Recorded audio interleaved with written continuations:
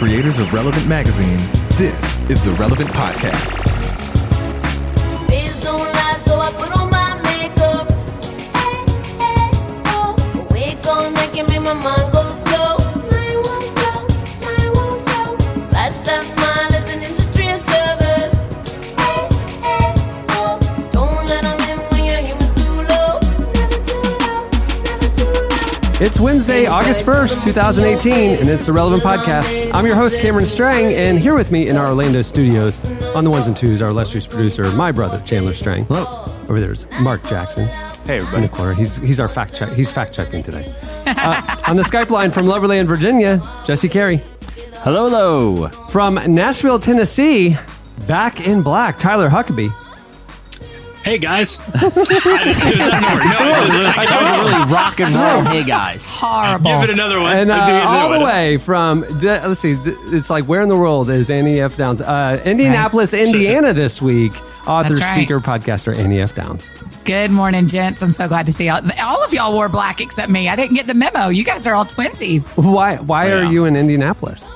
I'm speaking at an event tonight. This microphone, I told Jesse, this microphone has just traveled the world with me this spring. You need to do like those old-timey suitcases and put like stickers from all the destinations on the microphone. Yeah. Oh my gosh, I should. We'll do that for fall 2018. We'll do that. So, do you take the opportunity to go explore the city, or are you just hanging in the hotel room and then speaking it out? You want nothing to do with actual Yeah, Indianapolis. Andy, are you really seeing the sights of scenic Indianapolis? Have you built time into your I like schedule? Indianapolis. Yeah, it's been great. We make a real point in every city we go to. My assistant Eliza and I, we make a point to eat at one local restaurant. So that's about, because we aren't ever Okay, that's anywhere cool. for a real long time, but we make a point to eat one place local. And so we are doing that today. Waffle so House. that's kind of our get out. doing a little Tex-Mex place called Moe's right in town.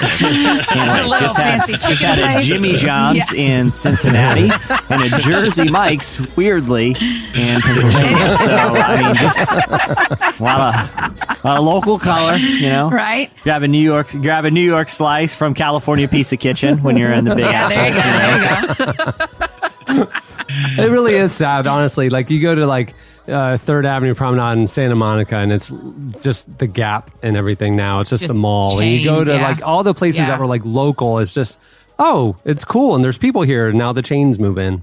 And every city Yeah. is literally Yeah. the exact same now. Oh, well. Yeah. Yeah. Oh man, this got really sad I and know. bleak really quickly. No, y'all took that really. Jesse, we actually we like do a thing. We call it Tour to Taste Buds, and we like score every restaurant we go to across the country. Do you have a blog of Do you this? publish these scores, or are these just for personal on Insta journal story? sake? So Oh. yes, Okay. but no. I mean, we score. Yeah. We publicize the scores for 24 hours. Do you ever publicly shame a restaurant that's terrible? Only one. We Where? did do one. We Really? were one that was like What's the worst Let's story? hear it. Yeah, Let's what hear it. happened? that. I will leave the city and state unidentified, but we went to a breakfast place for breakfast burritos, and it was seriously like something a college dude would have made if given 2 eggs and a tortilla. I mean, it was so gross. Hey, That sounds delicious. when I was in college, I hit some home runs with eggs and burritos. I was going to say, you're talking to a couple of former college dudes, and I can't speak for the other guys, but I don't know that my culinary skills have really evolved since my college dude phase. And 2 eggs, sounds 2 eggs fancy. and a tortilla, I honestly don't know how you messed that up. Well, yeah, that's the problem, Jesse, is that you think that's the high top of a breakfast burrito. And it's not. It's got the essentials. Listen, I mean, this sounds, I don't really care. But you know where I think, like, we could go to the fanciest brunch place in town, my family and I, a place that has like a 2-hour wait every Saturday morning or whatever. Or you could say, hey, you could go get a breakfast sandwich from Wawa. And I would be like, dude, that breakfast sandwich from Wawa is on point. It is ridiculously good. When Jesse, So- we didn't have Wawas here in Florida, and Yeah, we don't have them in Tennessee. we got the signs all over. Wawas are coming in a couple years ago, and he was telling me, dude, I was like, it's these gas stations. And he's like, Game yeah, changer. yeah, dude, they're amazing. And I was like, what's so great about them? They're just gas stations. He's like, the food is amazing. I'm like, Jesse, I'm not going to eat at a gas station. He's like, no. It's like a restaurant and a gas station. It's so It's good. a restaurant that sells gas, is what it is. It's not a gas station that has food. It is a high tech restaurant. You order it all on the iPad. You do your custom thing. They give you a number, whole deal. and they happen to sell gas. It's not the other way around. Okay, let's just. Yeah. I like Let's Wawa because they have free air and vacuums. That's why I go to Wawa. That's true. Really? That is true. We don't have him. I saw him I literally saw him for the first time last week in New Jersey, and I thought this is the place Yeah. Jesse talks about sometimes. I think he has stock. You should add it to your rankings there, and bail on whatever Yeah, lame. there we go. We'll add it to the tour to taste buds. Yeah, whatever lame avocado toast place you were going to go to in Indianapolis, and go straight for the Wawa. That's where. Man, this morning, hold on. I'm going to, this morning here at this Ooh. hotel, we had chia Where are you seed pudding. staying? I mean, who What is does that? that? That looks- I know, it's called Ironworks. It's that looks so delightful. bougie. I'm so into Oh no, it. that looks really, really great. Now I'm getting hungry. Right? So forget you, Wawa. I'm going to have chia seed pudding for give me breakfast. two That's awesome. Eggos and a glass of chocolate milk, and I'm set. That's all I want. I'm a low maintenance breakfast person. I'm I a low live for maintenance breakfast. food I live person. for a good breakfast sandwich. I'm like a Yeah. connoisseur of a fine breakfast sandwich. I'm good. I'm great at I don't like to brag. I'm amazing at making them. But if I'm going to your breakfast place, I'm getting your breakfast sandwich. It's not like Yeah. as goes the breakfast sandwich, so goes the restaurant. Huckabee, what's the best one in Nashville? What have you found? Oh, Nashville's got a pretty good selection. I think the Nashville Biscuit House, that little kind of diner spot out here on Gallatin on the east I side, knew is you really were going to solid. say East Nashville. Well, it's So got predictable. the best food, Annie. Okay, Cameron and I were in Austin. I think it was the year before, last year or something, and we had an extra day, and I think we texted Shauna to see if Shauna could give us like a brunch because Shauna knows the everything. thing. knows everything. Any Yeah, city you're you go exactly to, right. text Shauna Nequist for a restaurant recommendation. That's just what Yeah. you do when you travel. Yeah, for sure. Yeah, Agreed. and so she sent us this brunch place in Austin, and look, it was as you'd expect, like a fancy brunch place to be. It was Like, a Shauna Nequist restaurant. It was a whole thing, though. Yeah. Here's the thing. It was it's a whole awesome. thing. Like, It I was- want, if it I was go, picturesque. here's how you know if you're at a good breakfast place, like a old grimy diner greasy spoon, is that there are very few words on the menu. You just point. Like, there's no reading involved. I point to the picture of the eggs with bacon and these are like French breakfast entrees with fancy drinks and waiters who are dressed in theme. Like, I don't need that. I just give me the I want something that was made in a skillet that made 50 other breakfasts that morning and hasn't been washed, and they just cook the grease right in. That's a stick to your bones breakfast. That's true. That's how you start. When you're That's at how you South by start a day Southwest, you off. need to stick to your bones breakfast. Okay, Cameron, speaking of, we need to talk about your new breakfasting you're eating. You have so much water on the table and no Diet Cokes, which makes me feel uncomfortable. Well, it's officially August, and the listeners of the last few months know August 24th, I have to run this race with World Vision. Wait, are you back on? I thought you hurt your foot. I did. I stress fractured my foot and couldn't train for 6 weeks. So on August 24th, there's a 200-mile relay race from Mount Hood to the coast near Portland called Hood to Coast. gosh. And I'm on a team with World Vision, and we're trying to raise money for clean water in South Sudan. And I'm going to tell everybody the URL next week, so you can please donate, because this is the most horrific, hellish thing I've ever been through. I am a non-runner. And there was a 3-month training window to kind of get ready for the race. I trained for 10 days, had a stress fracture, couldn't walk pain-free Had for an 6 out, weeks. by the way, you could have gotten out of it with that. You know what I mean? Yes, Hey, I totally thought you it's got not out of it. That's all we about were me. talking about. It's about the people of South Sudan who need clean water. You could have said, "Hey, man, I would have loved to do it, but hey, donate anyway. I don't have to run now." I'm terrified. Oh my gosh. I am We in could the have played gym. up your injury. I'm in the gym every day. I'm on 2-a-days right now. I am trying to Oof. catch up for a month and a half of nothing, and I was already 25 pounds over what I needed to be. I mean, this is like I'm going shock and awe style here. Ugh. I'm trying to do this. I don't know. I don't know how I'm going to do it. I have to run 20 miles of the 200, and I'm just drinking a lot of water. I mean, Do you have a guess for your time? Do you have any idea what you're gonna like? Are you I'm trying running. to hit something? Listen. Hey, I'll be transparent. I am a non-runner. I've never run in my life. I played Yeah. other sports, Yeah. but I'm not a runner. It's boring. Like, I just don't like it. It's boring. What do Yeah. you do for half an hour? What are you supposed to do? Listen to podcasts? That's stupid. All right, so Brought to you by the Relevant Podcast, currently in the air of thousands of joggers. There's no dumber population on this planet than people who regularly listen to long form. They're suckers. They're suckers. suckers. They're so I'm like, so I'm we just just bored. talked about breakfast for 5 minutes.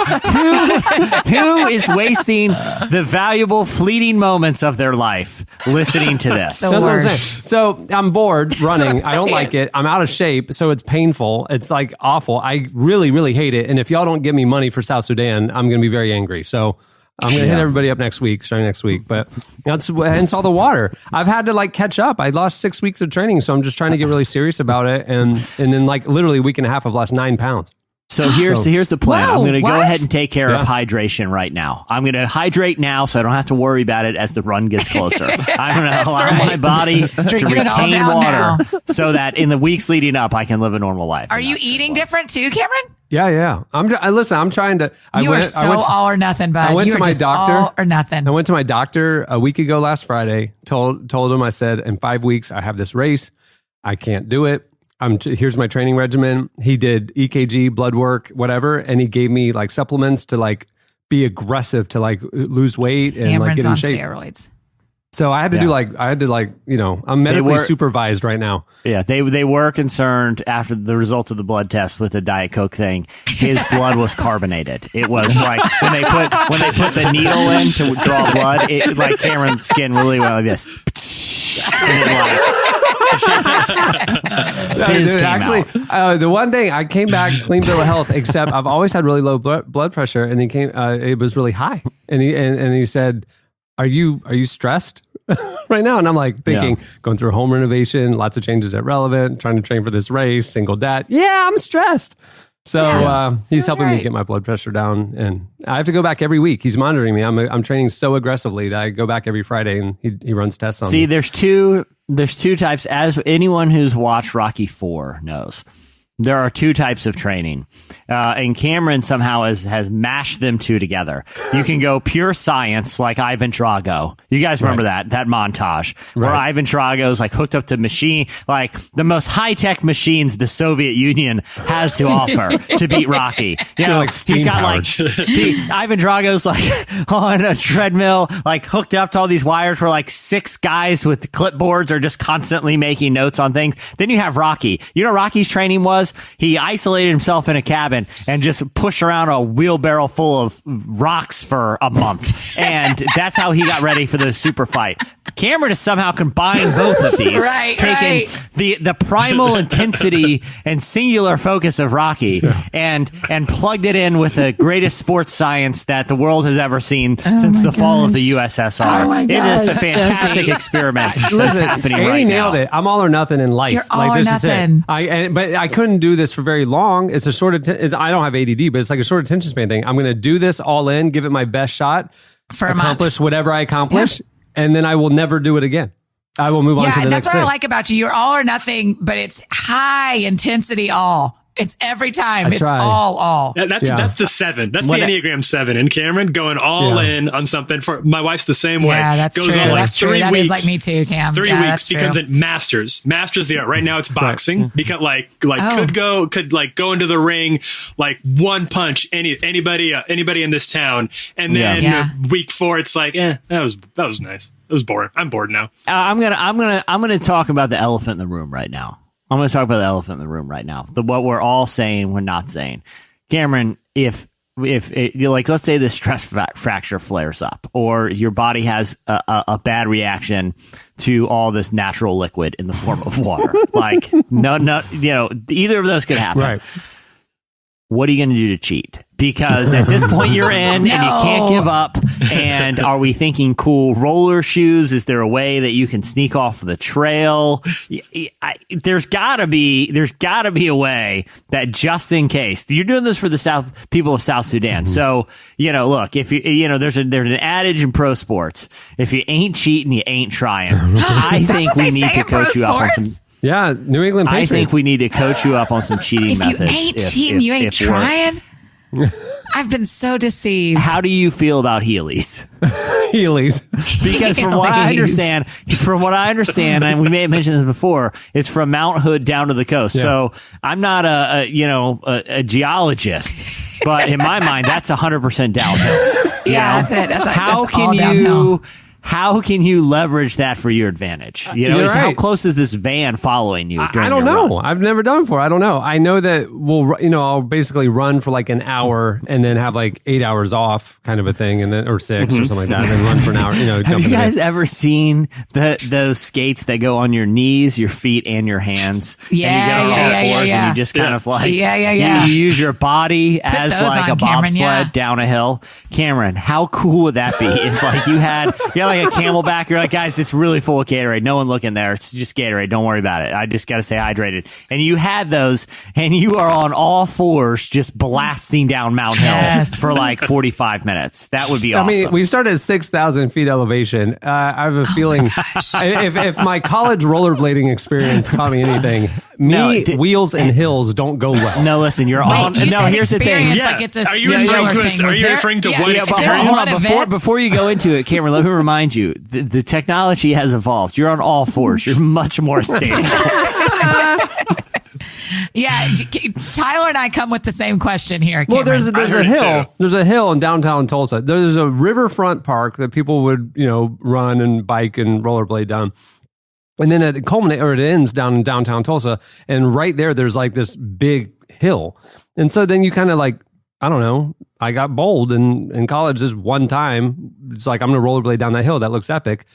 And of course, wobble, lost control, fall backwards and scrape my back and thighs all the way down the hill on the asphalt. Okay. It was awful. Time out, gosh. Cameron. Imagine if you had wheels attached to your back at that point. Then a spectacular, painful fall goes into a sweet speed roll. That's what they call it. You just fall backwards That's onto the awful, wheel. Cameron. Yeah. I think you just need to. What you need to do is, Cameron, we have the time.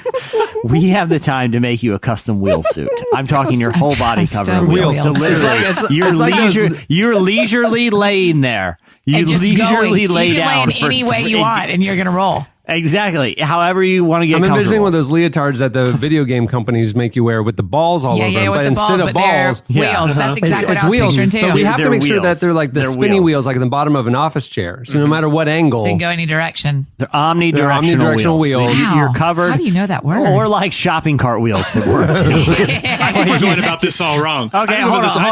I think. Okay, I just was. Okay, wait. We're working really hard on this. The other thing too is, here's the thing.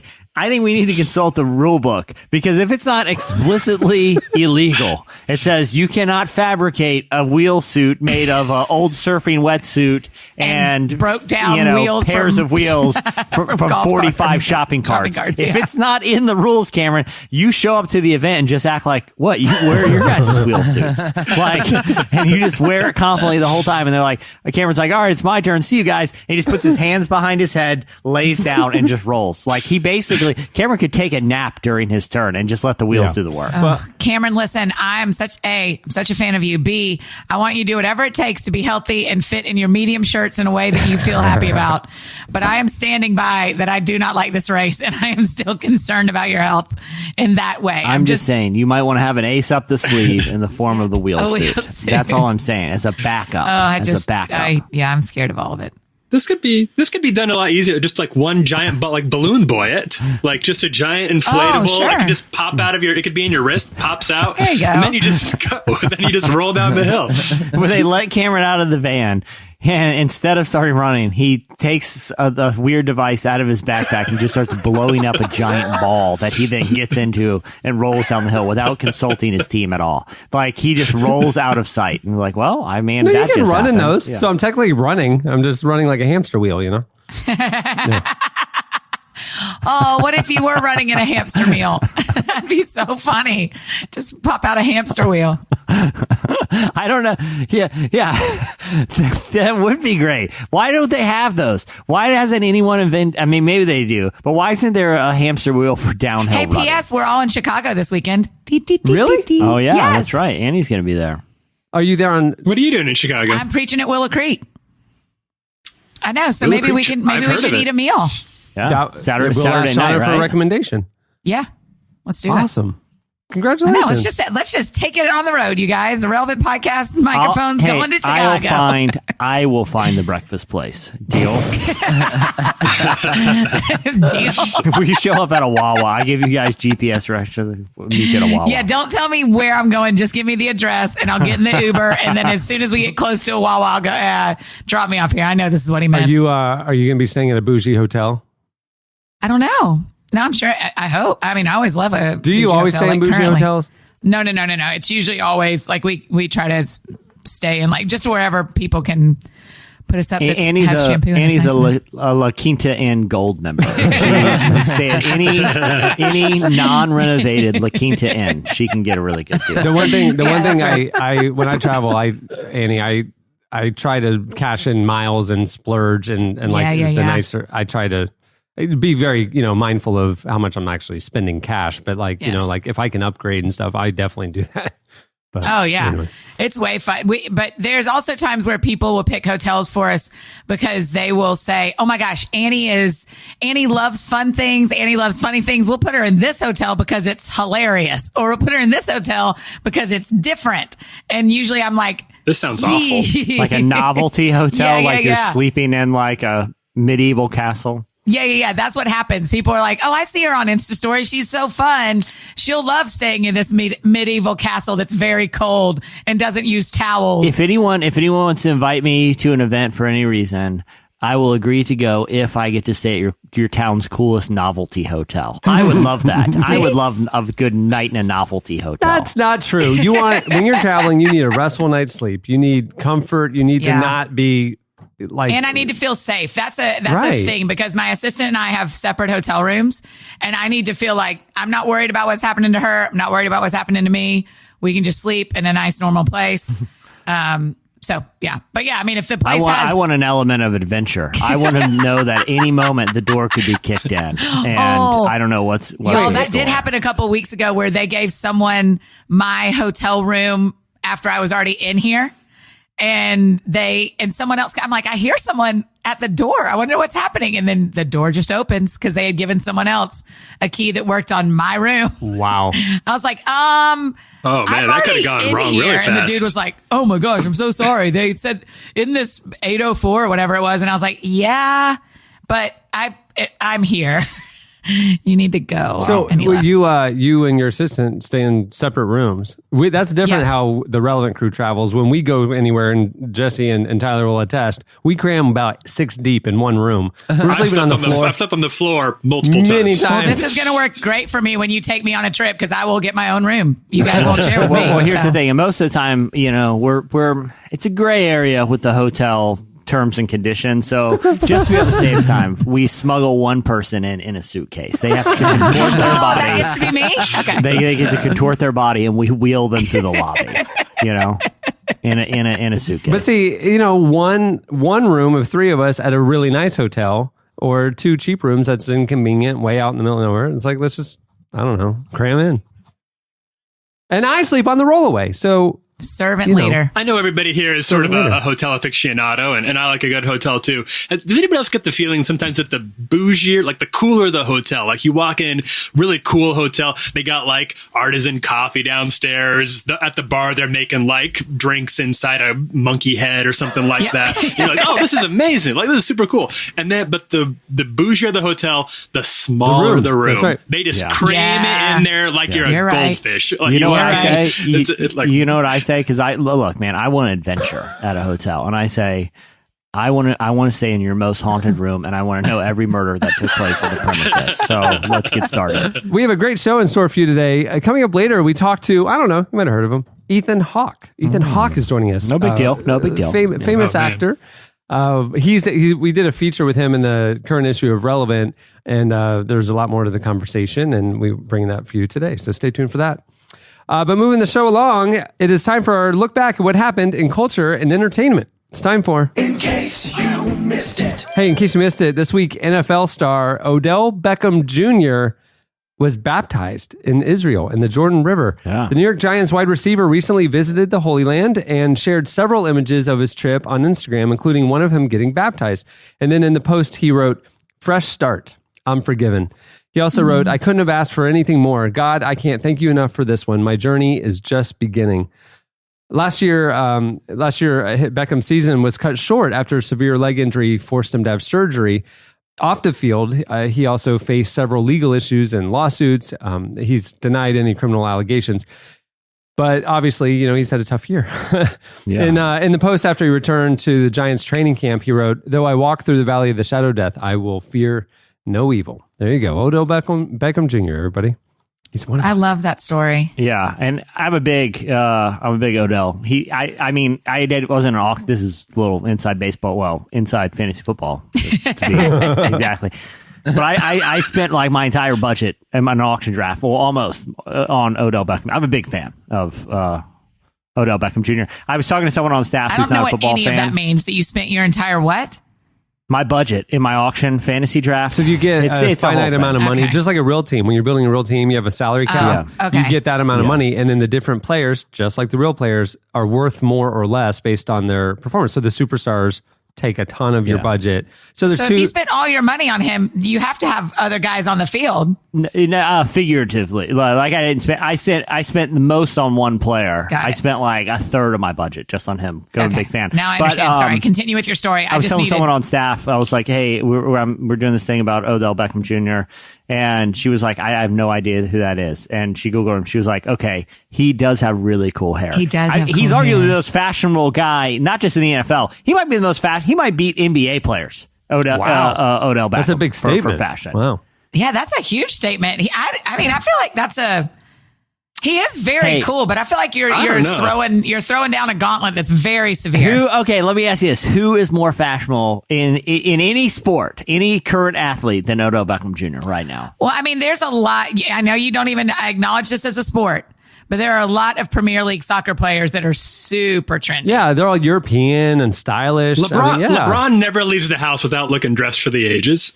That dude, That's true, looks LeBron sharp too, in yeah. every single but if you're photo I've talking ever fast and seen. forward NBA guys, James Harden would be Russell right there. Westbrook. Russell Westbrook. Russell Well, Westbrook. he maybe crosses the line to tacky quite a bit, but Yeah. there's a lot of really stylish NBA He's guys. adventurous. It's different, Cameron. He's adventurous. Odell Beckham will wear a short suit, like a suit with short pants, like, brand new, Yeezys and like a Supreme backpack all at once. He's just combining them all. He doesn't need a lane. He just jams them all. I think I stand by it. Most fashionable man in sports. If I bought you, And I don't if I count bought you soccer. a I short know. suit, would you wear it to the next Christmas party?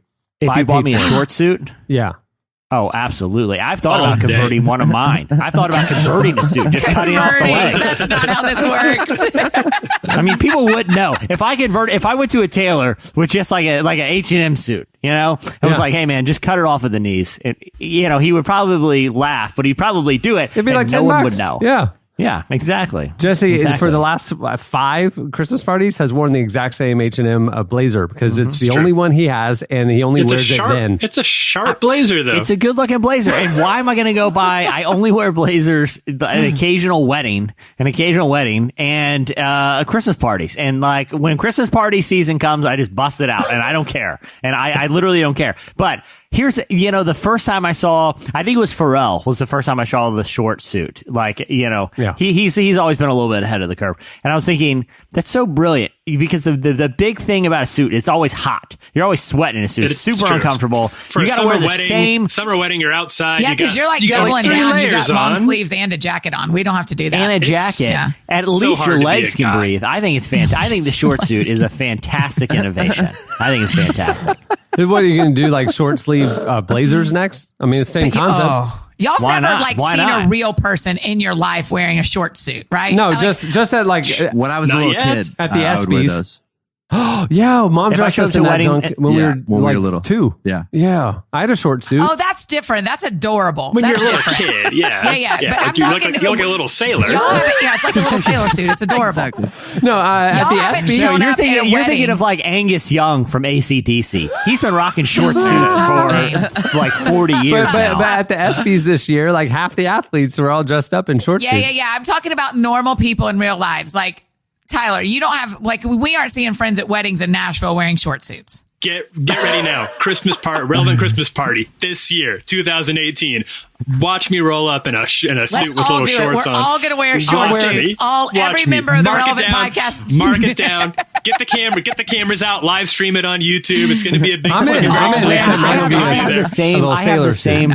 Like in my head, every Nashville wedding, like when you're like, no one at a Nashville wedding will wear a short suit, because in my mind, every Nashville wedding, people dress like Mumford and Sons, because they're all like, every Nashville wedding. That's kind of true. Yeah. Every Nashville wedding is like in a barn with Edison lights, with people drinking out of mason jars, and the wedding party looks like they stepped out of a Mumford and Sons video. Is that not true? I've never been to a wedding in Nashville, you're right. but that's how I picture them. I've in been my to mind. one wedding in Nashville, and it was Mr. Tyler Huckabee's. Yeah.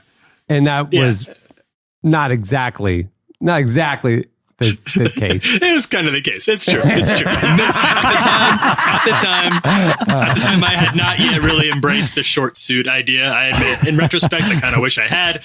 But it's. Right? I think that that was a good. I think that the Mumford and Sons thing is true, but I think it only takes one disruptor like me to change the game. Because here's the thing: if I'm at a wedding and there's a guy in a short suit there, I'm like, I would do whatever it takes to sit at that guy's table at the reception, because you know he's having fun. You know he's cutting loose. The short suit guy is going to be the life of the party. You know.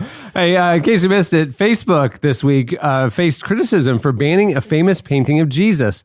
A Belgian tourist board has posted an open letter to the company after they say the site took down several images of famous paintings, claiming they violated the site's policy that prohibits nudity. The paintings are from a new exhibit in the country featuring the art of 17th century artist Peter Paul Rubens, whose works show biblical scenes and cherubs and do, at times, show semi-nude figures. One of his most famous pieces, which was taken down by Facebook, is called The Descent from the Cross and shows Jesus wearing loincloth being taken down from the cross after the crucifixion. In their letter to Facebook, they wrote, "Even though we secretly have to laugh about it, your cultural censorship is making life difficult for us." Facebook officials have offered to meet with members of the board to discuss the policy. So it's not like sometimes they'll like block something and then you dispute it and they'll be like, "Oh, sorry, it just got caught in the algorithm." They're saying no to, nudity and 17th century art. A full thing. Huh. Yeah. I kind of feel sometimes like Facebook is just taking L's these days. Facebook's need to win. Literally, they took a historic L last week when they, lost 120 billion of value. They lost 20% of their value in a day, But I almost have like empathy for Facebook content moderators, right? Because like every time you hear about it, it's not because they let something on the site that's awful. It's just because they're playing it too conservative, Like they're like, well, it's better to be safe than sorry. I'm going to play. In this case, I don't think there's that many people that are scandalized by Renaissance art. But, at the same time, they are trying, you can kind of picture the case that they're making to themselves in their mind. Well, it's a picture of Jesus almost nude. Maybe some people will be offended by that. I get that, but it just seems like one thing after another for Facebook. They are not doing themselves any favors. Little inside baseball. 16 bill. Facebook for a couple of years has really been bad to content publishers. A big part of our growth over 2013, 14, 15 was our readers posting or sharing an article on their wall and then their friends coming and reading it. And that was a big part of our growth. And then they cut the legs out from under publishers, and they've been just like tinkering with all these like algorithms and things, and people can't use the site they wanted. And frankly, I can't remember the last time I was on Facebook, and I didn't realize that until I was at church on Sunday, and during announcements, the guy goes, and stay connected with us. The easiest way to stay connected with the church through the week is social media. And then on the screen, he goes, here's our Twitter, Instagram, and Facebook. He goes, I don't know if anybody's on Facebook anymore. And when he said that, I realized like, I haven't been on Facebook in months. I don't know if anybody's using it. And then all of a sudden the news hits that they're 120 billion down in value. And I think it's because people just got sick of, all the fake news and the people, your crazy uncle sharing stupid stuff. And it's just like, I don't want to go on there anymore. And so people have just shifted over to Instagram and maybe some Twitter. But people are just kind of veering away. And the bottom will fall out on that company if they lose People talk a lot like Twitter's dying too, but I actually really love Twitter. I think it's my favorite way to communicate with people I don't know in real life. I read Twitter all day, every day. I rarely post, but I'm on it all the time. So, I love it. And if Twitter, some people are like, oh, people are yelling, they're angry or whatever. Well, change who you follow. Change your feed. You're the boss of who you listen to. I'm on the block button like nobody's bit. I just ride that block button all day, and my feed's great. I enjoy the people that I follow. They need to get and your feed is great. I love reading your stuff. I've only blocked you and unblocked you. The funny thing about twice. Tyler Huckabee's Twitter persona is it's half angry about politics and half really joking around and having fun about comic books. And these two very divergent things that people don't want both from Tyler, but he's doubling down on all of it. They want one or the other. I keep you on your toes. Yeah. And then you never know what you're going to get. And then Tyler himself is it's not like that's all he talks about. We've never talked politics in real life. So it's it's just funny.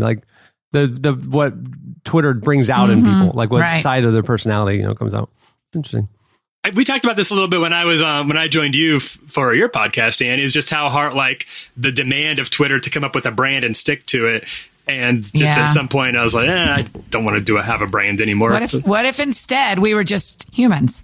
What if instead of being brands, we were just humans? Well, that's why, I have, I'm on Instagram all the time too, but I never. But post. you're so secretive. We can't even find you. I always have to tag you. Because I'm weird. I don't know. I guess when it comes to me personally, I'm not and most of the stuff that I really like on Twitter is brands. I like content that's native to Twitter, especially or Instagram.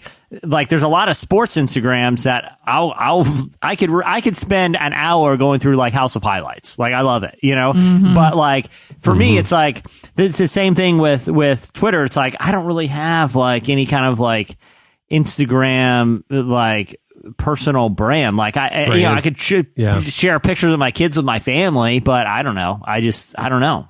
Personally, it's a weird space, I feel social media is at a place where everyone is trying to figure it out right now. It's been through the boom, right? Where everybody's tried everything. But I feel everybody's kind of in the same space, and all the platforms are in the same space. It's what do users actually want from us? So the reason that's such a hard question to answer is because a lot of users don't even know. A lot of users don't even know what they want from their experience on a personal level or on a content consumption level. It's all dictated by algorithms, but so annoying, to a degree, an algorithm is the tail wagging the dog, right? It's people behavior change because of a minor change to the interface or something. And all of a sudden, that all moves in that direction. And it's really going to be interesting to see where it all goes and who's going to be the next one to sort of crack the nut in terms of what do people even want from this type of media anymore. Jesse, what is it going to take to bring you out of the shadows on Instagram? Because I think you'd be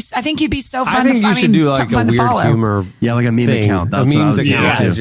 I think, and I've said this before, and this sounds like a cop out, but I feel so much of the rest of my time is spent doing content, doing stuff for the podcast or for the magazine or for the website, that when I'm not doing it for work, that I don't want to do it. You know, does that make sense? That sounds lame. That sounds lame, but it's no. I think that makes sense. It's the old joke about the house painter. The house painter's house always needs to be painted. At some point you're I just got to turn that part of my mind off. Yeah, that's right. That's good. Okay, well, I'm going to keep pressuring you only because I'm tired of tagging you at Jesse Needs Insta, because every time people go, Jesse has Insta, Jesse has Insta. Annie, I found his actual account. I know, but I didn't write it down because I'm not that creepy. And I figured if he wanted us to tag him, at one point he'd say, "Hey, Annie, I see that you don't ever tag me. You can tag me, and here's my name, Jesse Carey." I'm a ghost. I am a ghost. 666 I'm silently lurking on everyone's. That's right. I am the ninja in the shadows. I stopped nagging Jesse about posting personal stuff because of what he just said is very true. You have to recharge the battery, and the last thing when he's alone with his family or doing personal time, I'm glad he's not thinking about, creating content, even personal content. I ask whenever I get a chance to talk to like leaders and stuff, I like to ask them stuff like, how do you recharge, or how do you handle criticism? How do you handle stress? Like, I just want to learn from like these older leaders. And one time, one of them told me that he leads a huge ministry, and he said, at night I go home and I garden every night. And he said people who have to make decisions during the day or use their brains for their work need to refuel their batteries by working with their hands. And people who work with their hands all day need to refuel their batteries by intellectual stimulation and reading and learning. Yeah. And so he's like, you do the opposite. Right. And he's like, when I tend to my garden, I'm creating, I'm caring, I'm doing something that's constructive, but I don't have to think about it. I'm like, my mind can rest. Yeah. And so like, I love that. And I find myself, I'm doing the same thing. Like when I come home and that hits my Bravo, I just shut off like that part of my brain, and I like refuel other ways. And so, Jesse, I officially say to you, it's okay that you don't post on Instagram. I officially say to you, I don't agree. On a side note, my house needs to be painted. So if anyone knows a good, so if anybody making big decisions, hey, that's really interesting, Cameron. And I don't think we've ever done this before. But if I cry right here, you can edit it out, Chandler. But I'm real fatigued on decision making right now. That feels like the thing that's made me so tired lately.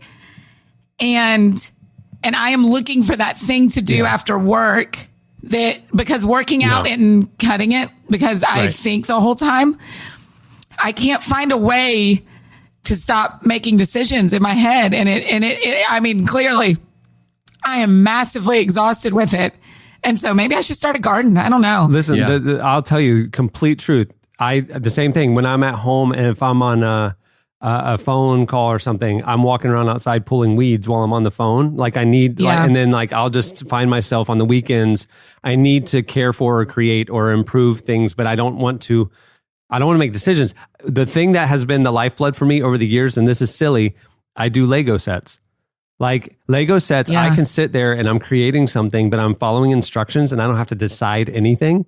Cause like, you know, the Lego movie, the dad was very much by the instructions and the kid was very much freeform.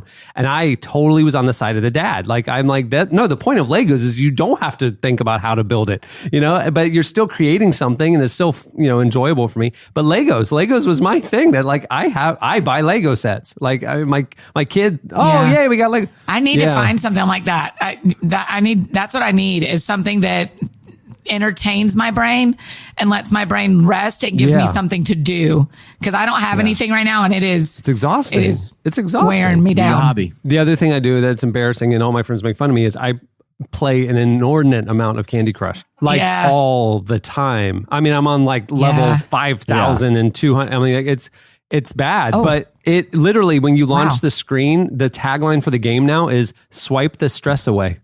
Like, because literally you're sitting there and you're not having to think about it, but you are having to think about it. It's like a soft problem solving thing, but there's, I don't know, like it's just relaxing to me to play Candy Crush, and it lets my brain pause, you know? Anyway. Yeah. I was doing that too. I played a lot on planes, and I kind of told myself, like, you can't escape into this anymore. So maybe I can. Yeah. I think you got to give yourself a break. Yeah, I put boundaries on. Like when I get on a plane, I used to watch TV and all that, and I don't anymore. I literally will just put on music and play Candy Crush for the whole flight. And it really, really relaxes me. It's just bizarre. Like, I don't know. Anyway, little things like that, but we all have that. If you're leading, you need to find a place to recharge. And if you don't, you're going to burn out, you know? And that's what Sabbath, I mean, listen, since my divorce 5 years ago, I mean, this has been like life altering margin stuff. I mean, I don't work after 6. I won't, if you email me at my work address after 6, you will not get a reply. I have to put boundaries on that. On the weekends at dinner, I won't have my phone out with my kid. Like, I have to create space that I'm not plugged in. I'm not thinking about work, or else you're going to burn out. And like Sabbath is real. Like I have to just have a day of complete rest every week, or else I will be at my worst on Monday, you know? And it's like, I just think we have to all be mindful of that as leaders or not leaders, just in life. Like, I just think we just go. We're plugged in, and everything's like, you never shut off, and then we flame out. And I think especially with church leaders and stuff, that's an epidemic, you know? And I don't know. I learned the hard way And I think it fosters a healthier online life when you have a healthy Yeah, offline life. that's right. The more you can do for yourself when you're not online, a robust, intellectually stimulating, emotionally rewarding, quality time when you're not at work and when you're not on the internet helps you when you are at work, and when you are on the internet, you get better at it. You have more fuel, and you just are sharper and more fulfilled. So it feels like less of a drain on your own natural resources, which has been helpful for me to try to practice because it goodness fosters more goodness. For me, in the last 3 to 4 months, a really transformative thing that I don't know how I got off track in this, but I've been really kind of recommitted to is every day, like spending time in the Word and in prayer. And when I'm in the car listening to worship, it just changes my countenance. It changes the atmosphere. And like starting the day, coming into the office, listening to worship is a little different than when I listen to hip hop station. It's just the reality of it. And it's just common sense, but it's like I need to like be feeding my spirit.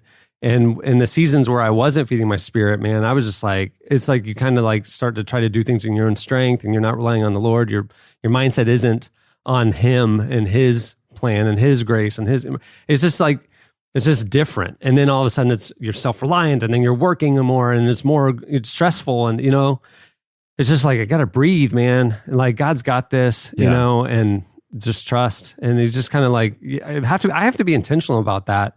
Or else I'll just kind of revert toward, I got this, and I'm not at my best then. Annie, I'll be praying for you, seriously. Yeah. Like, that's big. I mean, we don't want you to burn out, so we need you. Yeah.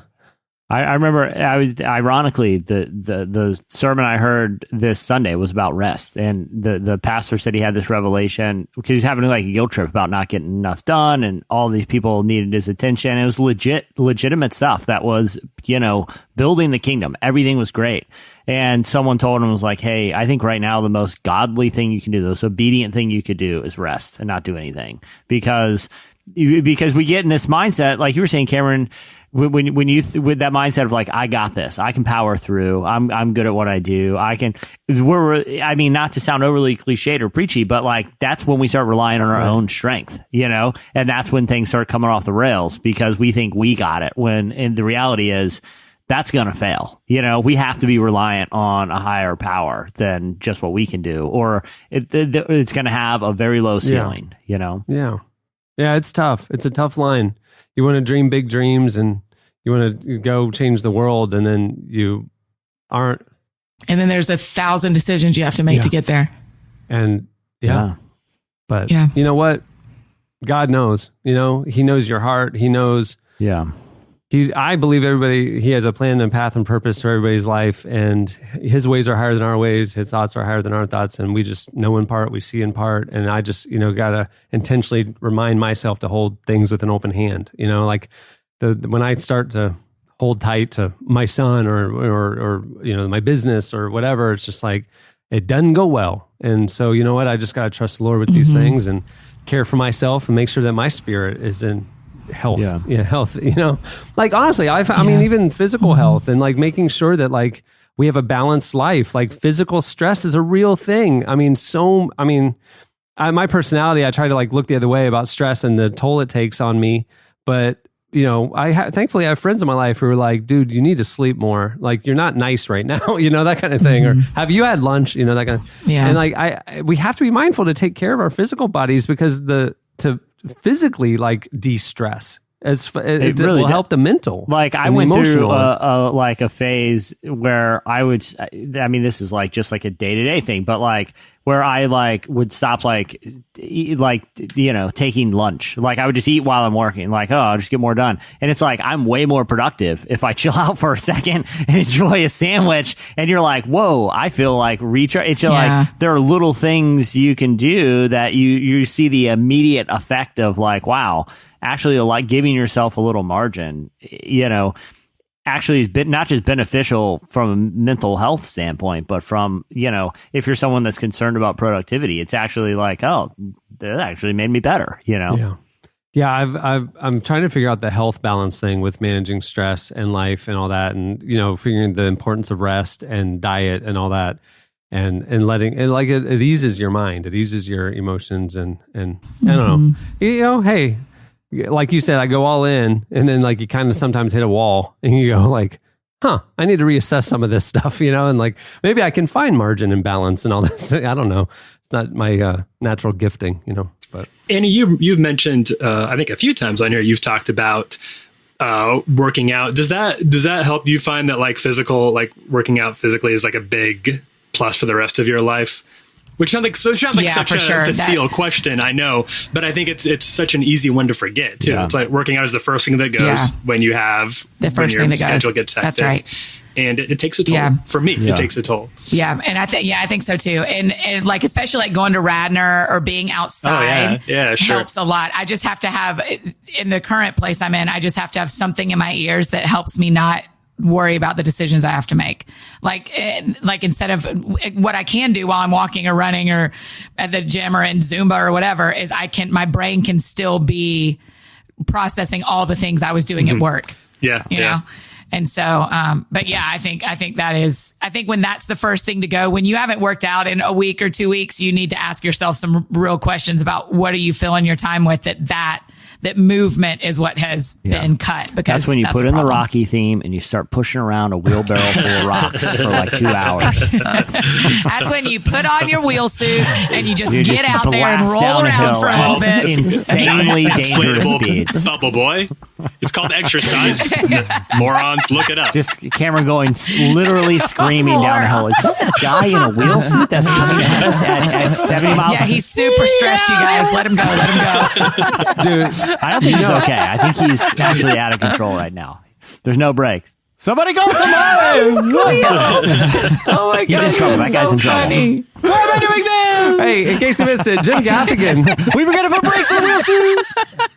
In case you missed it this week, Jim Gaffigan told Jimmy Kimmel that his family is, quote, the beneficiary of miracles after his wife's brain tumor surgery.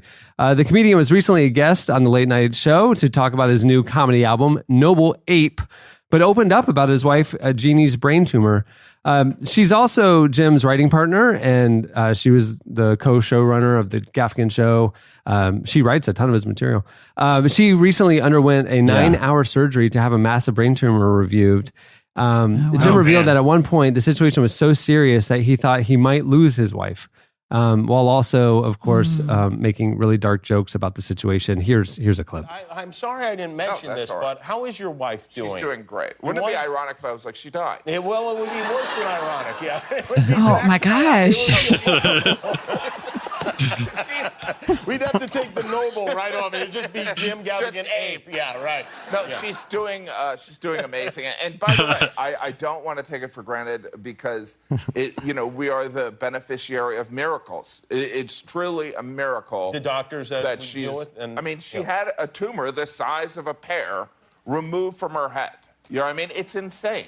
And the medical science, really saved her life. So I'm very grateful for it. But back, and this is the family right here, right? It's incredible. And making completely inappropriate, dark jokes about tragic things is my love language. So he seems like such a good dude. Jim Gaffigan seems like for all as much as he sort of parodies himself as this overweight loser in his stand-up, he just seems like a stand-up guy. I remember the conversation we had with him a few years ago when he was on the cover of Relevant, and just a really quality human being that doesn't always come through in his comedy as much as it could. Yeah. Hey, in case you missed it, Netflix is going to create more family-friendly and faith-based shows, they said this week. Oh, good. I was going to say, I have some soap opera pitches. If PureFlix is stonewalling me, guys. They are days of our life. I just think about it all the time, Jesse. When asked about faith and family-focused audiences at the 2018 Television Critics Association's Summer Press Tour, Netflix's Vice President of Original Series, Cindy Holland, said, "It's a very important audience to us." She said it represents a significant percentage of the population, not only here in the U.S., but around the world. She even hinted at her own faith background, saying that she grew up in a place that was very much steeped in those traditions. Code words. She added, "I want to make some great programming for my cousins and their families too. So it's something that we are focused on, really building out a robust slate of family-friendly programming. Netflix is set to release 700 new original shows this year alone. Wow. It's unbelievable. It's unreal. It is unbelievable.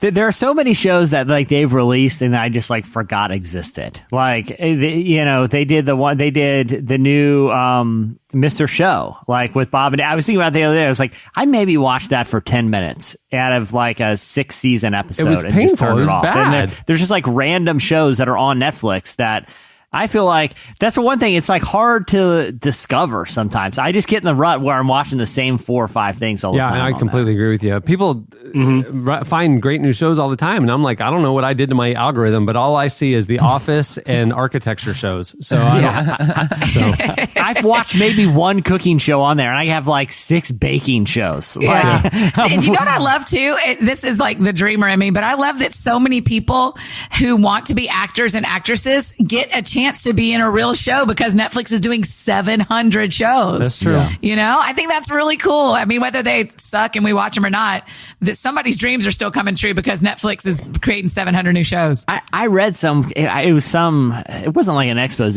but it was some like investigative piece about the Netflix creative process, and they were in like a room, this journalist got to follow around like executives as they made decisions about what shows were going to be canceled and which ones were going to be watched. And all of them had like pieces of paper with like numbers, which are very tightly held, which they don't release. But they were just like so casually talking about it. It's like, should we bring this one back? What do you guys think? And people were like, yeah, I guess maybe we'll do 8 episodes. And they're just kind of off the cuff. Wow. They were like, they're willing to spend so much money right now on content that they're just basically greenlighting almost everything. There's very few Netflix shows that get like straight up canceled after the first season. But they're spending billions of dollars. And the funny thing to me is like eventually, I don't know what the end game is here or like what the stable version of this is because Netflix has never turned a profit.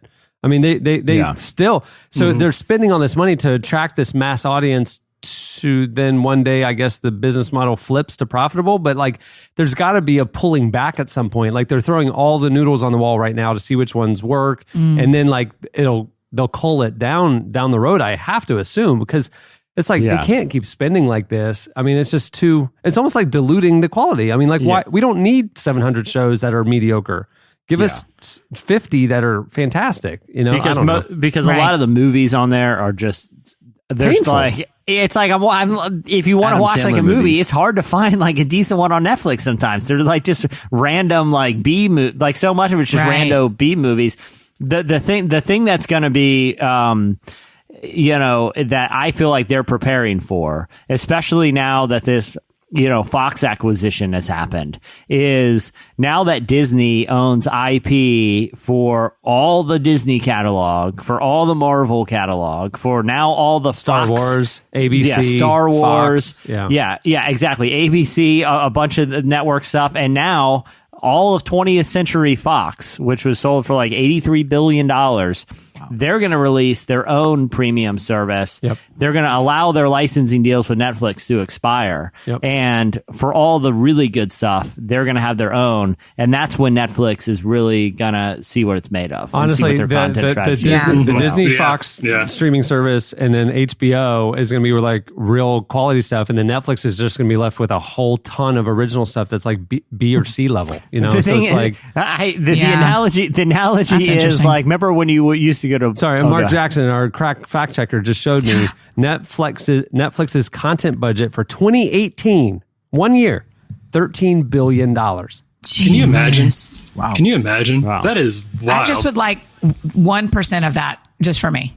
So I could go on vacation and not make decisions. She has but I mean, enough. there They're shows not going to like, miss $1 billion. there's like shows like The Get Out, not The Get Out, The Get Up, the hip hop show by, Jaden that's Smith what was they in show- it. Yeah. Yeah, Jaden Smith was in it. and it's like each episode you're watching it, you're like, this had to cost millions and millions of dollars. It's like a movie. It's feature quality. Yeah. It's big musical numbers with licensed music, and it's like, But it doesn't who's watched it all? But if you know that Right. if HBO Seriously. made that series, it would have been so much better.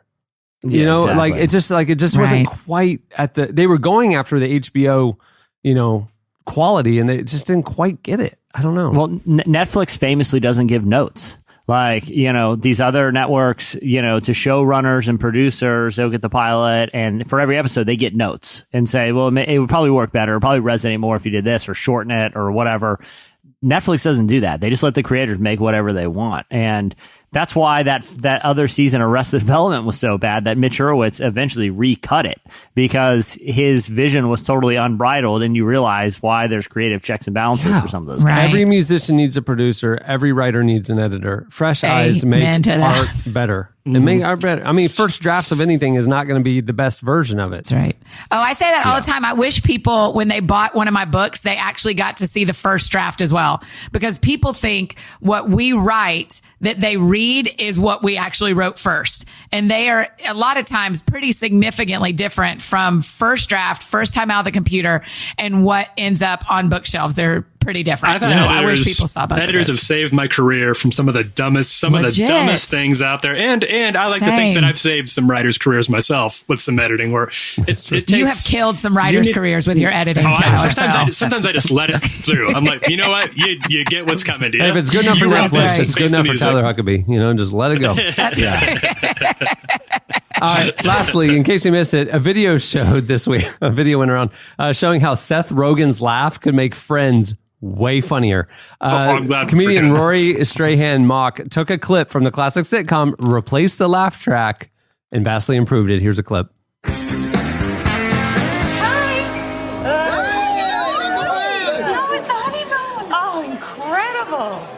Champagne, candlelit dinners, moonlight walks on the beach. It was so romantic. So where's Mike? Oh, he's at the doctor. He didn't poop the whole time we were there. Shoot,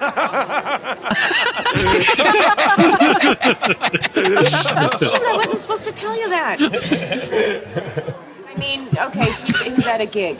A gig we are definitely not going to. Oh, why? What's up? Well, I have an audition for this play, and for some of it I have to speak French, which, according to my resume, I'm fluent in. Yeah, you really shouldn't. That's brilliant. Wait, how was that year-long dig in Cairo?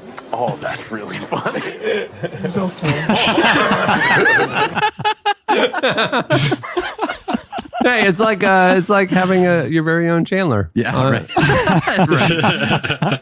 funny. It is funny how much the laugh track. I listened to this really interesting podcast the other day about the guy who invented what they call the laugh box, which is the original laugh track. It was before like digital technology where you could just play. He had this machine and he recorded thousands of laughs and blended them together, and he had each of the keys labeled in a way that only he knew how, and he would actually watch the show, like an old episode of like the Brady Bunch or something. And he would sit in a sound room, and they said that he would play the laugh box like a keyboard. Like he would be like, oh, that's surprise, compassion, and shock. And he would like hit those laughs at the same time. They're like, the guy who originally did it, it was not thoughtless at all. Like he was a master of blending laughs. Radically with the right changes jokes. the show. I mean, Yeah. it's like the Big Bang. We've heard the clips of like the Big Bang Theory without the laugh track, and it is painful. I mean, it's painful. Even that Friends clip. Even that Friends clip. It's the only thing I was laughing at was the Seth Rogen, his husky, like the actual jokes themselves. I'm like, these aren't really jokes, man. These are just, they're kind of witty, but I wouldn't guffaw at them like you hear the studio audience doing. Yeah. All right, well, that'll do it for In Case You Missed It. Stay tuned. Up next, Ethan Hawke joins us.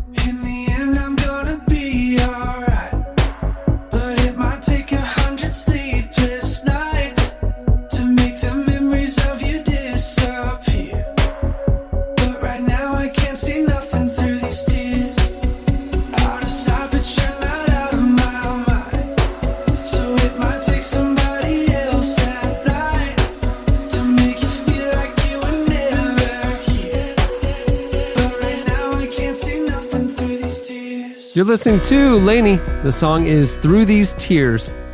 At the beginning of the podcast, you heard Santa Gold with her new single, Run the Road. In the new movie, First Reformed, Ethan Hawke plays the pastor of a small-town church who experiences a crisis of faith while dealing with an intense situation with a congregant, as well as grappling with dwindling attendance following the arrival of a nearby megachurch. Thanks a lot, Craig Rochelle. The movie has been Oh my gosh. the movie's been met with widespread critical acclaim and holds a 94% on Rotten Tomatoes. We recently spoke with Ethan about the film and how his own faith journey informed the performance. Here is our conversation with Ethan Hawke.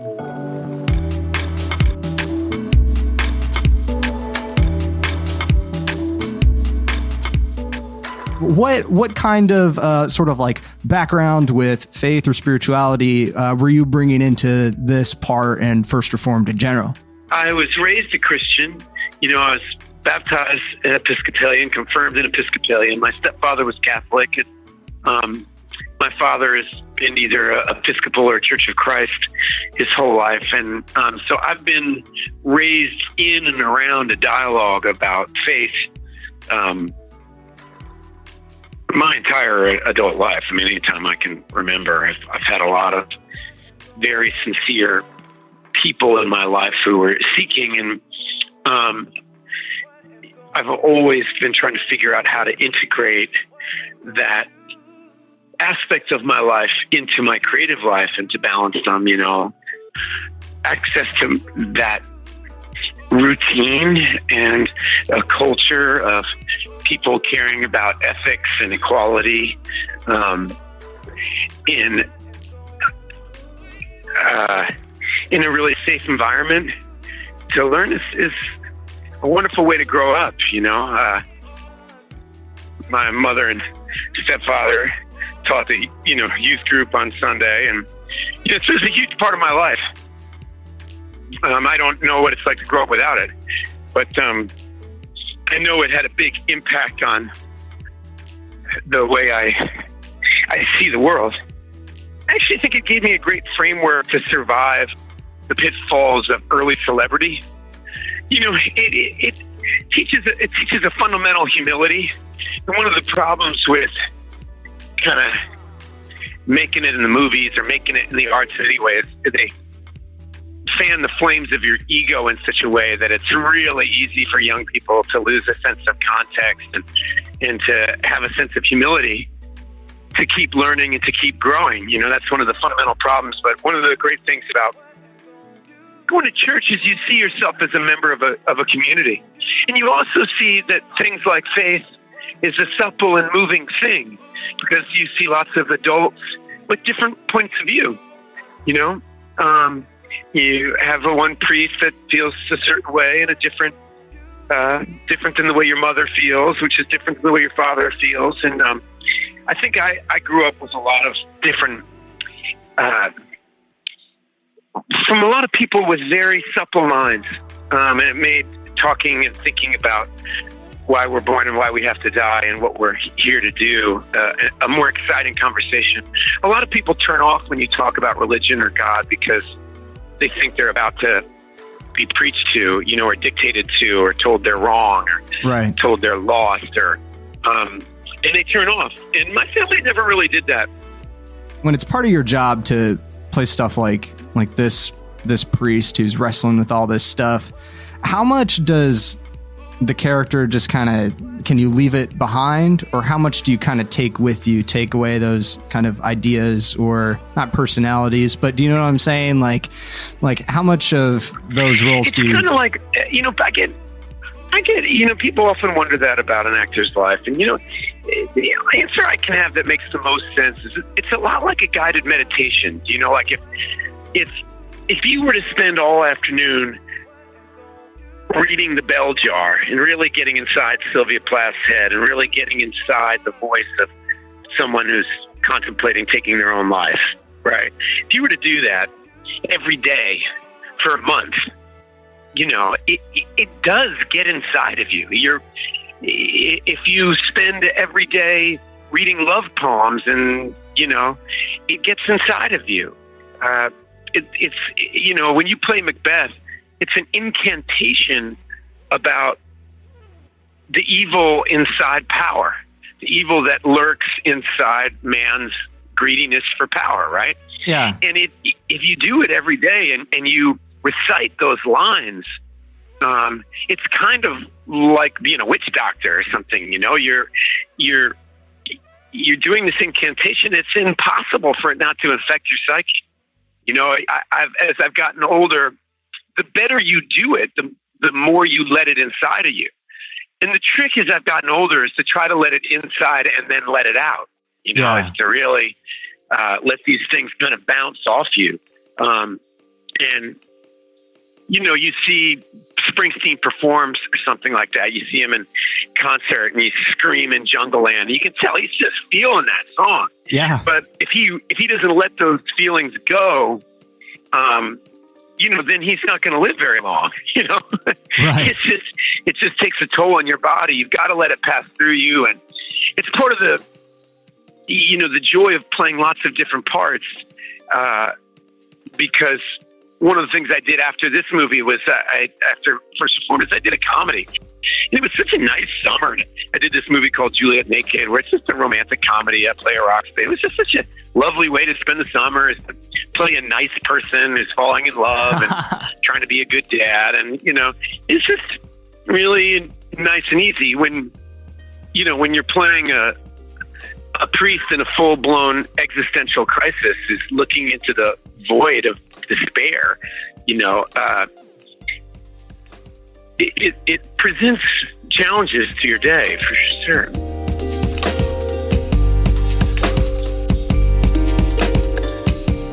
That was Ethan Hawke. Make sure to check out the feature we did with him.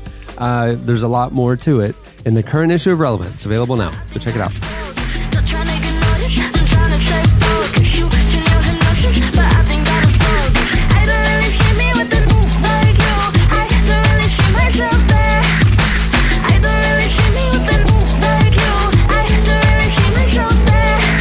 You're listening to Maya B. The song is Salinas. Okay, it's time for your feedback. Last week on the show, Jesse and Annie got into a loafing debate. Yeah, it just she is a fan of the universally disgusting. I've mixed it with some other things and put it in the oven and made a loaf out of this conversation. She is a fan of the loaf form of cuisine. Jesse is not a fan of the loaf form of cuisine. For the question of the week last week, we asked you, what ingredients do you want to see Annie try to loaf? You guys hit us up on Twitter at Relevant Podcast. You also posted on the podcast episode page at relevantmagazine.com. Here's a few. I mean, like we said, she's going to pick one. She's going to make a loaf out of it. I'm going to pick one. Yeah, we're going to do it. Here we go. I think one of my favorites, I'm not sure we're going to do this one, but one of my favorites was Kristen Schroeder on Twitter said that we should loaf Tostino pizza rolls. But what would be the binder? What would y'all use as the binder? Cheese. Spaghetti sauce? More cheese. Oh, like Parmesan? Yeah. Yeah. Or like mozzarella. melty cheese, mozzarella. right? Yeah, just a bunch of cheese. Cheese whiz. No, it's got to be in the same. No, here's the thing. This is why you're bad at Here's the thing. loaves. You make a terrible loaf. No. To keep the spirit of it, it has to be the same quality of food. It's not fair. I can spice up anything with expensive Parmesan cheese. Right. Okay, Oh my gosh, but if you're the type of Parmesan, hang on, if you're the type of person eating Tostino's rolls, and real talk, cheese sticks. If you have an abundance of Judging. Tostino's pizza rolls, you're also the type of person that has Cheese Whiz available. The binder is Cheese Whiz. My logic is flawless.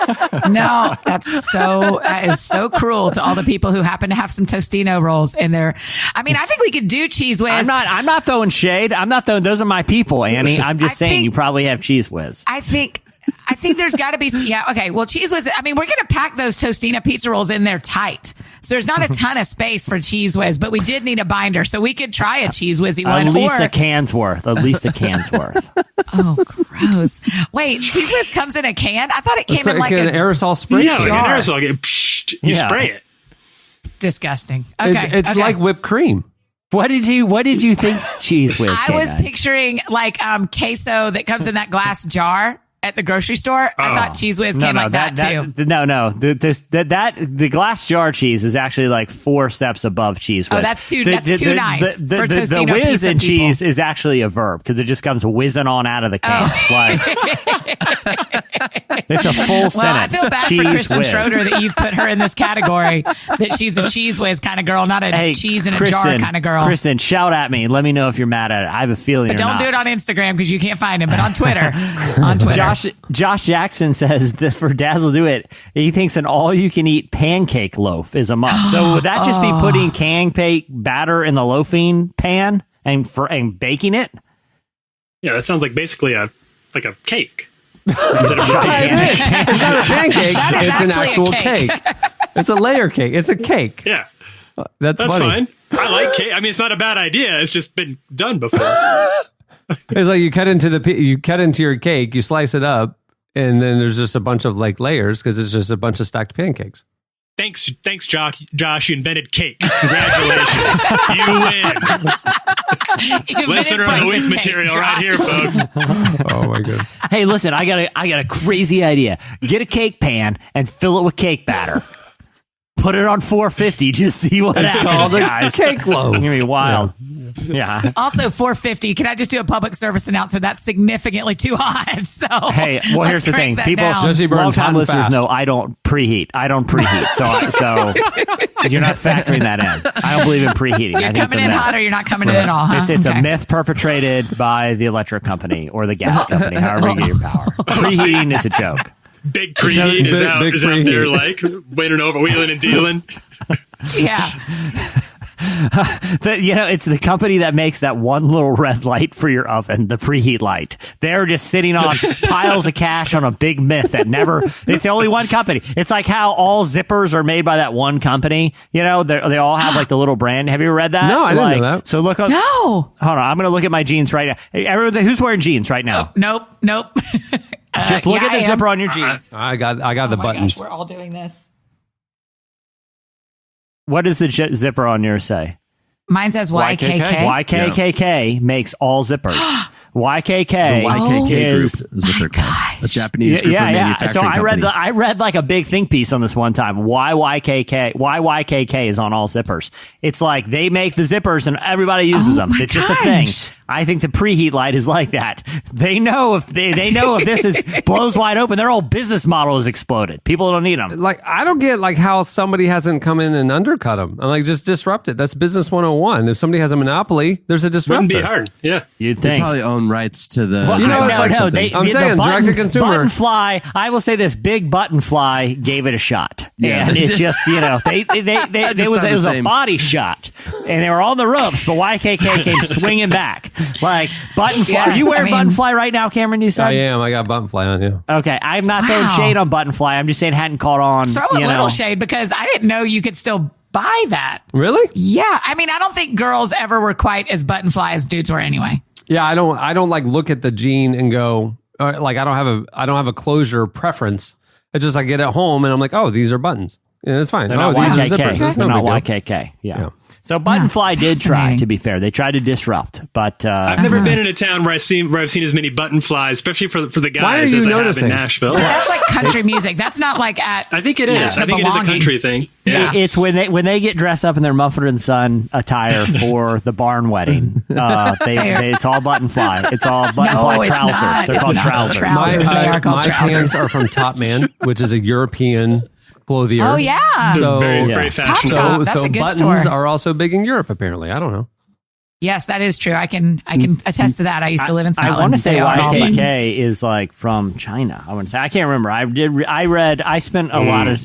I don't know why I went down that rabbit hole. I've gone down a Because lot that's of weird your rabbit brain, holes. and that's I was what about you to say, do. you never have to explain yourself to us. We don't care why you go down the rabbit holes you go down. Josh Conrad, I guess we can leave it on this one because I think the Tostino's pizza rolls is the one that Is we that the one we're gonna universally do? decided. Is That's it? the one we're going to do with the cheese whiz. Okay. Cheese whiz? No, I mean- she picks. She has to make it. Yeah, I can do that though, but I think it has to be a group decision. All right, And give me a couple then we'll more bring options. it in when I'm Pizza down there. rolls. Who has pizza rolls? Give me a couple more options. I go with pizza rolls, but not cheese whiz. Yeah, cheese whiz. What's No. your binder, You go Chandler? What binder mozzarella. do you want to Yeah, see I me think try? that's a good. You go good pizza- go-to, pizza for sure. stuff. Yeah, Pizza sauce. yeah. Just No, mozzarella. But that wouldn't really bind, would it?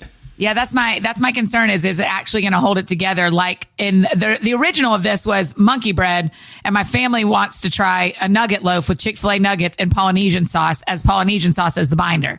Oh, that Okay, sounds to be not fair, good. I saw 2 additional nugget loaf requests. Right. Yeah. I mean, maybe we'll do, I mean, I'm okay trying both.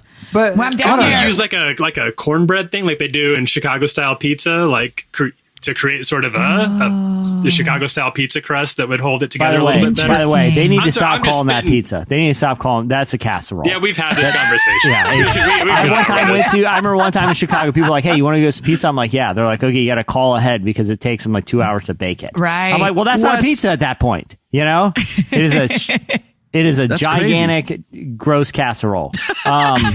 No, it's not gross. So I'm guessing this weekend at It's Lala, awesome. you won't be having pizza in Chicago. No, not. I He won't be goes having for a the casserole. schnitzels The and answer's stuff. no. Yeah. Sorry. I'll You won't be find having a casserole. I'll find a Sbarro and put a little checkbox by local Gross. cuisine restaurants. Okay, how about French toast loaf? Okay, Annie? this is the one that caught my eye. I think this one Yeah, could be that's the the one. one you're feeling, Cameron? Yeah. That's Would interesting. you use like maple syrup as the binder? Yeah. So what would we do? I guess we would cut up. We'd make the French toast and then we cut each piece into smaller squares and then drop that in the loaf and then add in the loaf pan and then add syrup as our binder and then bake it. You'd have to pre-cook each piece of French toast in order for it to taste like French toast and not just like egg. Right. Because we don't want to scrape. We can't put egg in the oven at Jesse's face. I don't know, We can't guys. put This is egg. getting. I forgot eggs were involved. Yeah, that's I why. forgot That's why eggs we'd were have to involved. pre-make every. I will. Y'all don't have to do anything. I have to pre-make every piece of French toast so that the egg is cooked before we put it in the oven, or we're gonna have an egg casserole. I'm really hesitant about surprise ingredients. Like it's just. I remember one time I was at a salad bar. It was all you can eat, and I was with some friends, and they were like, "Man, that salad bar," because I just got like just loaded it up, and my friends were like, "Man," one of my buddies was like, "That looks really good. I think I'll get the all you can eat." I'm like, "Dude, no worries. I'll just go make you a plate, a little freebie." Because if he goes up, they're going to charge him. Right. But I went up, and what I did was I went right to the chocolate pudding, and I put that on the base, and I made the salad on top of the chocolate pudding, so he didn't You're know. the worst. So he got a couple bites in before he got a mouthful of chocolate pudding. That's what you're doing with this casserole. You got a surprise ingredient, and it's just a blast. Like, you use that for the binding? I wasn't expecting Okay. it. I'm not So about we're the gonna egg use the thing. cheese whiz to bind the French toast, is what you're saying. Just at the bottom. Just double up the maple syrup. Just double up the syrup. So Cameron, would Keep you it rather sugary. see me try the French toast loaf? I just think it has a better shot of actually being good. Okay. I mean, if you're making a breakfast loaf, then go for the French toast for sure. I just don't like. I don't Chandler understand. coming in hot with his multi meals a day offer. No, If you you're can gonna do make a but if you're breakfast gonna loaf. pizza for breakfast. But if you're Pizza gonna for do a breakfast is pizza a loaf- proud tradition. Yeah. Oh, yeah. That's a good point. Good point. I have you done the nugget loaf yet? No, we've never done it before. We just dream of it every Christmas. What about think like you make a the dream. tater tot loaf? Oh, pretty yeah. Ooh. What would you use as the binder? That's just a potato Cameron? loaf, though. That's Yeah, just that's potato true. loaf You're at that right. point. That's just casserole. But That's Cameron, just a if we, giant baked potato. No. Just tell me what the binder is in your heart, Cameron. What's the binder? I mean, what do you dip tater tots in? I mean, ketchup. Ketchup, but though? that wouldn't be good. That doesn't feel right. No, I don't know. Like what a would barbecue elevate it? sauce or a honey mustard or something.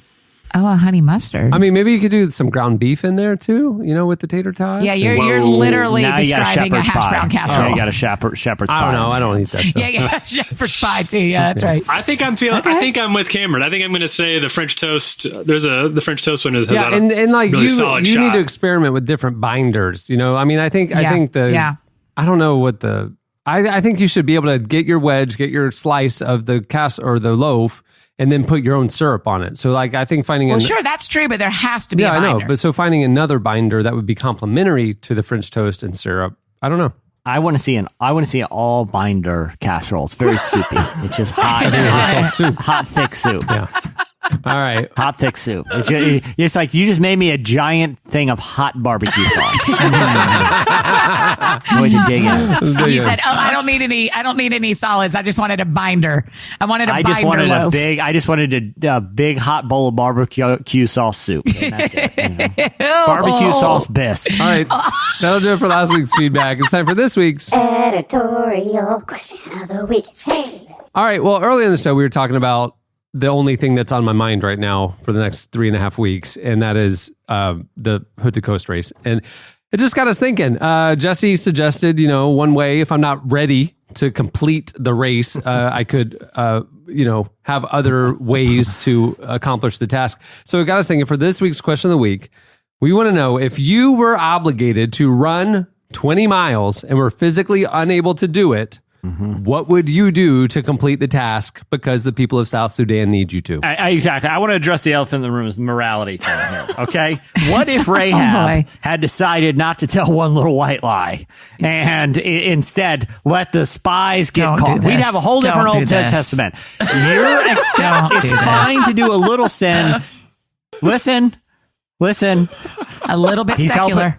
He's helping people of South Sudan. It's for the greater good. He's cheating. Yes. Is that wrong? You make the call. You make the call. What if Rahab had told the truth, Annie? Have you thought about that? She lied. No. She lied. No. Is lying wrong? Not in that case. You're such a preacher. I know. That's why Cameron is ethically able to wear this wheel suit. I rest my case. The wheel suit. So you have to go 20 miles.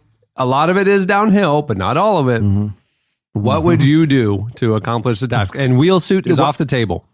Hey, Cameron, you have to make sure part of that cheating scheme is you rigging like which legs of it you're running. You have to have access to the map because you don't want to be on an uphill portion or you're going to be caught red-handed because you're going to be dozing off comfortably, sleeping and rolling. All of a sudden, you're rolling backwards towards the van. You know, you got to plan this out ahead of time. Oh, man. Okay. Well, hit us up on Twitter at Relevant Podcast, and you can post your longer schemes on the podcast episode page at relevantmagazine.com. Well, many thanks to Ethan Hawke for joining us. Make sure to go check out his film, First Reformed. It is out now, 94% on Rotten Tomatoes. It's worth your time. Also, the new issue of Relevant's available now. Leon Bridges is on the cover. Ethan Hawke's in it. There's incredible content, front to back. Go check it out. You can view it online at relevantmagazine.com, or you can pick it up at newsstands as well. Well, on that note, we'll wrap it up. I'm Cameron Strang. I'm Chandler Strang. I'm Tyler Huckabee. I'm Jesse Carey. And I'm Annie F. Downs. We'll see you Friday when Derek Minor joins us. Don't miss it. Face don't lie, so I put on my makeup. Wake all night can make my mind go slow. Mine won't slow. Flash that smile as an industry of service. Don't let them in when your humor's too low. Never too low. Thank you for listening to the Relevant Podcast. If you like what you heard, be sure to leave us a review on iTunes. Check out other shows from the Relevant Podcast Network in the podcast section at relevantmagazine.com. And while you're there, browse exclusive podcast merchandise at our online store. Make sure to subscribe to Relevant Magazine. Info is available at relevantmagazine.com/subscribe.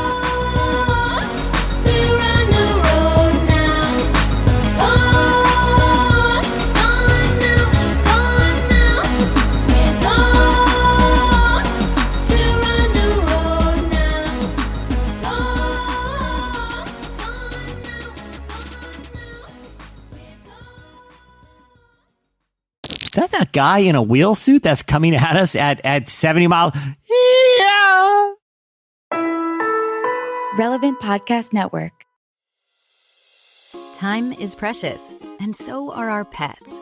So time with our pets is extra precious. That's why we started Dutch. Dutch provides 24/7 access to licensed vets with unlimited virtual visits and follow-ups for up to 5 pets. You can message a vet at any time and schedule a video visit the same day. Our vets can even prescribe medication for many ailments, and shipping is always free. With Dutch, you'll get more time with your pets and year-round peace of mind when it comes to their vet care. Go to Dutch.com to get vet care that is always there for just $92 a year.